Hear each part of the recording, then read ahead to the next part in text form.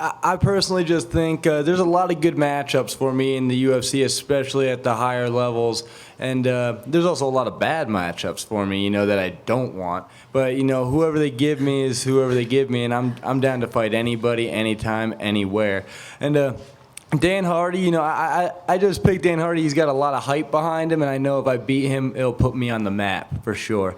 And, that's the only reason why. I have nothing personal against him, just like he has nothing personally against me. But a win over Dan Hardy, I guarantee everybody knows my name afterwards, Well, a win over somebody else might not give me the same recognition. I heard Riddle hates English people. I will be completely honest. When I fought in Manchester, England, they were very cruel to me. And one fan actually spit directly in my face, and he was lucky enough where it hit my mouth. And yeah, and then I had to go. Wow, I was kidding. Yeah.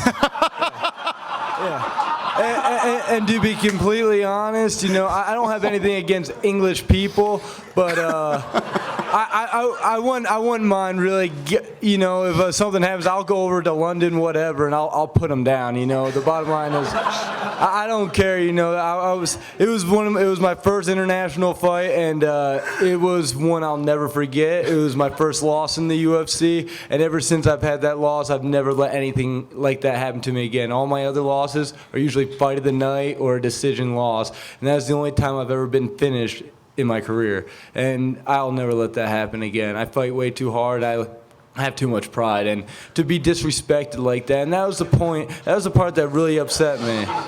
It just, because we're all everybody. I'm like his therapist, man. Wow. Everybody up here on this table is a world-class athlete, and we should be treated as a world-class athlete. And for some butter-toothed Brit to spit in my mouth, that was some bull. And honestly, it's never been the same. Wow. We are definitely making the Dan Hardy fight. Thank you.